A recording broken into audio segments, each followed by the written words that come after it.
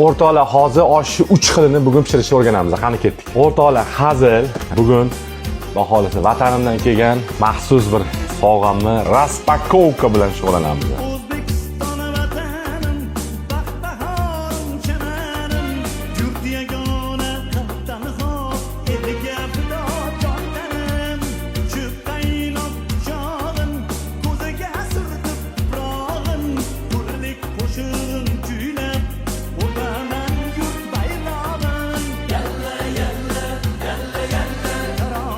Silk Road jamoasi haqiqiy buyuk Ipak yo'lining transformatsionniy hozirgi yangicha turi.